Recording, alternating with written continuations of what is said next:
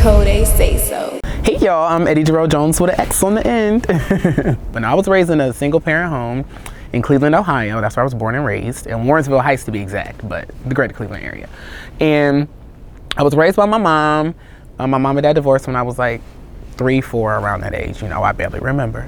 And I have an older sister. We're like this. Most of the time when I would stay with my dad, people would think that my older sister was my mom. And I'm really close with both sides of my family.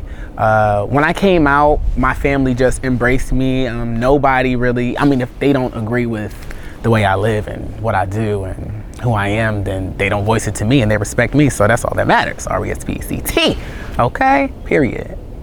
But yeah, my upbringing was pretty good. I feel like I had a fun childhood. I really didn't have that many friends until high school. I really made most of my friends that are still my bad bitches today.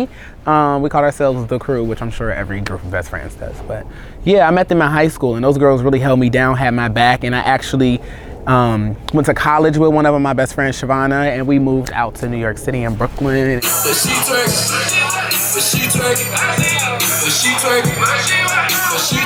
Sexual liberation is basically anything that you want to do sexually, you're going to do it. You don't care. You are going to live proudly. If you're somebody that, you know, you're not going to hide.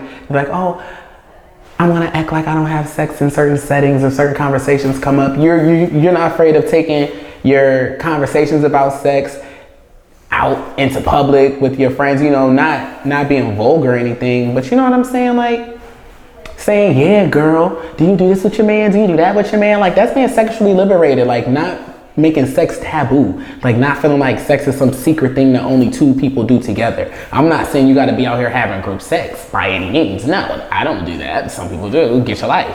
But, and that's sexual, like, that's being a sexual liberal. Like, literally what I just said. Like, that's being a sexual liberal. And if you're sexually liberated and you're being sexually liberating, then you just don't, you don't put too many boundaries on sex. That's it. You don't put boundaries on sex, whether it's talking about sex, what you do while you're having sex, who you have sex with. It's all about preference, but don't put any boundaries on it. Like, that's when you start to make it taboo and you make it like a novelty. Like, sex is sex. Like, sex is like walking down the street. It's literally something that your body does. It's like breathing.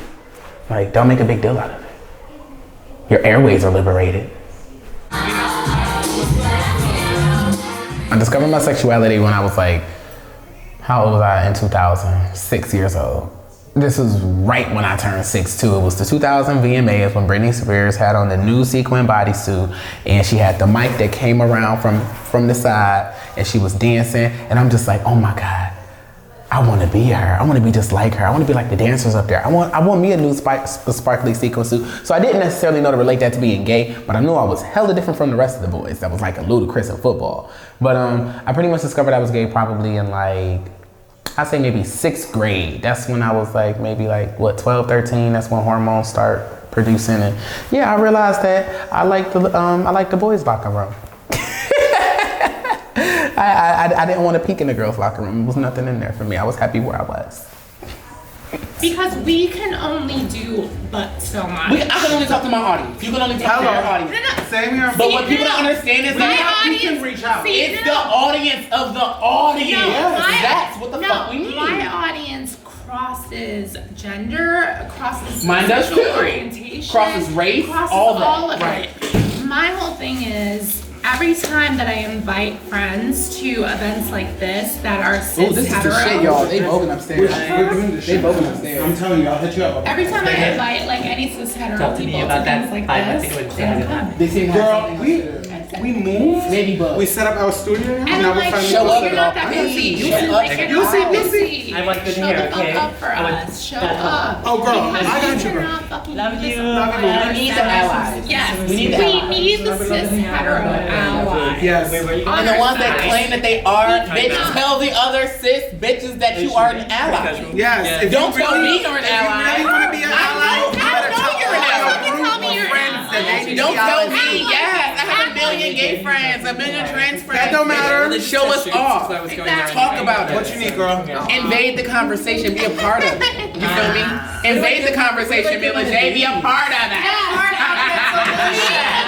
Be a part of the solution and not the problem. Biggest obstacles that I face in today's society, double consciousness. So double consciousness, to explain that a bit more, is like basically going through the world just knowing that people look at you one way. Like people look at you, some people look at you as, oh, look at that faggot, or look at that gay boy doing the most, or look at that boy that wants to be a girl, or some girls looking like, why he wearing makeup, why he wearing all that makeup, that's too much makeup, like just all of this stuff. Another obstacle that I feel like I face in society is definitely access. Like, I feel like when people say that you're a product of your environment, it's way deeper than behavior or characteristics or how you look or how you dress or how you talk or like your dialect or your vernacular. Like, it's way beyond that.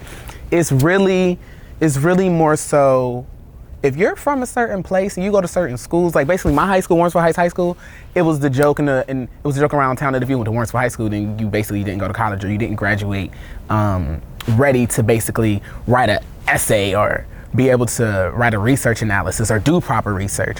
And that's not the case at all. Now, I'm gonna be real, I really didn't apply myself with like schoolwork and stuff until I got to college.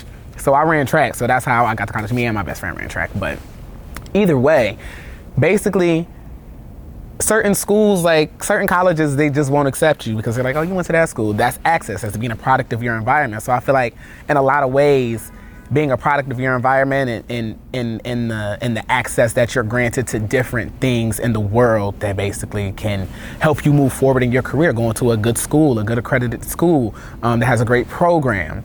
And then, you know, when this is your skin color, you know, and this isn't how I go through life. Like, I don't go through life as being a victim, so I guess that's why it was hard for me to figure this out. But this is just a fact and the truth. If you got a black sounding name, your resume, people can act like that this doesn't happen in today's world, but we see a lot of things on the news that we swore wasn't happening no more, and we see it happening. So when you're a person of color, it's a bit harder to get a job when you're out of college. And mind you, it's hard for anybody to get a job out of college right now. So it just adds that extra layer. You know, you already have 3 things against you. I'm already black. I'm already a black boy. Or a black man, I'm sorry. And I'm already identifying as non-binary, gender fluid, you know, not really like caring about what society says already. So when I show up in an interview, and I always have to show up as myself in the world, like I'm not about to pull down who I am for anybody. So I feel like that's definitely an obstacle that I face in the world, is access to certain things because of people's feelings and whatnot. I overcome adversity by minding my business and getting to this coin, staying on my journey. I tell people all the time, I'm loving my journey. Like, people look at adversity and the problems in the world and the things that they can't necessarily figure out in the moment and do right now because that's just what they want to do right now and see other people doing right now. You just gotta mind your business. Really figure out, what is it that I'm here to do? Like, what are my goals? Like, what impact do I want to leave on the world? What's my purpose? I always say I don't do something unless I have a purpose. And I feel like once you have purpose in this world and you're moving towards your goal and you know, and you be honest with yourself and you really tell it to yourself, like, you know, my journey is my journey. I'm gonna peak when I peak. I'm gonna climax when I climax. I'm gonna rise as I rise. You have to be in love with yourself enough to be in love with your journey. So I feel like adversity kind of becomes like this fun game of, oh, okay, so this is what we about to do. Okay, you have to learn how to always know, always be able to predict what's next, always be prepared for what's next. But you really have to live in that moment because everything's a lesson. I feel like every single thing that you go through is a lesson. So if you look at challenges and you look at things that aren't as easy, because let's be real, that's the real tea. Things that aren't that easy for us to deal with and to do, don't look at it as adversity. Look at it as like, you know, we about to like have fun doing this thing. I'm about to meet new people. I'm about to have new experiences. I can name something from everything that I swore I didn't want to do or didn't want to have to do or went through that I felt like was unfair or just was like BS because I didn't do anything to end up in that situation. There has been something else that I have wanted to do so bad, and I had to use one of those tools that I learned from that experience that I didn't want to be a part of or have anything to do with. So I feel like I overcome adversity by using the tools that it teaches me. Boom, there we go. So I feel like labels just give people a language that they can speak from and understand and be able to categorize, because I mean, you have to know what salt is and you have to know what pepper is, I'm just saying. But I don't walk in the door and say, hi guys, my name is Jarel Jones with the X on the end and I'm gay. Like, I just I just show up as I am, and I don't necessarily announce it, but if someone asks for more understanding and I feel like it's respectful and it's what I want to give, then yeah, I'll be like, yeah, I'm gay, because that's the way that we can all understand and have the same understanding of what's going on in something. Now, what you take from gay and make it, if you choose to think about it as a stereotype, or if you choose to keep us as three-dimensional people and humanize us and understand it's just a sexuality, it just says who I sleep with. It has nothing to do with how I act, how I talk, how I walk, my characteristics, anything. It only has everything to do with to say I have sex with men. And you should probably only be asking me if I'm gay if you are trying to, foreplay. No, get out, I'm a rapper. Don't ask me if I'm gay if you ain't trying to foreplay. My best advice to give to the youth is to don't be afraid to grow. Don't be afraid to cry. Don't be afraid to get upset. Don't be afraid to get picked on. So it happens to some of us. I don't think Rihanna or Beyonce had the best childhood ever. I'm sure everybody got picked on for something. And sometimes people don't get picked on in school. The people that's picking on people in school are getting picked on at home. So everybody got picked on. So don't be afraid of the things that are happening to you in your current life, because you will evolve, your situation will evolve. You can stand in the same spot for 30 years, I promise the weather will change. So don't be afraid of the change, embrace it. Every change that happens, even the changes that you have to make for yourself and have to let other people know, this is who I am. Don't be afraid of that change. Don't be afraid of becoming who you're meant to be. Don't be afraid of that person, because that's a bad bitch. You don't want to lose her. You don't want to suppress her too long that you don't hear her voice or his voice anymore. You don't want to do that, or their voice. You don't want to do that. You express yourself. That is like the biggest thing I can say. Express yourself. And don't be a bother to other people, and mind your own business and drink water. Yep. I would like to shout out my mother and father. First, I would like to shout out God. Thank you. You're a real one. I would like to shout out my stepmother, my sister, Erica. I'd like to shout out all of my best friends, Shavana, Diamond, Brianna, Crystal, Jazz, Kira. I'm not missing nobody. Boom. It's straight like that. Like, it's no questions asked. I want to thank so many childhood friends. Ivory, Nautica, so blessed. Shout out to her. She actually just called me. I had an episode air on MTV today, and she was like, bitch, I'm watching you right now. And she's like, I got a gig I'm about to go for, but I was just charging my phone, get my face beat. I'm like, hey girl. So shout out to Nautica. Shout out to Slate TV. Shout out to Sean Torrington. Shout out to Terry. Shout out to my aunt Twiggy. Shout out to Comme des Garçons. Shout out to Mojo Disco. Shout out to Ava Gray. Shout out to Just Be Hawk. Shout out to everybody. I want to give a big shout out to Coday Sayso, always coming at you with the lit content and this dope ass documentary. What's good? Coday! Shout out to everybody that has booked me too. Shout out to you. Shout out to Big Frida. Shout out to the cast and crew of Pose.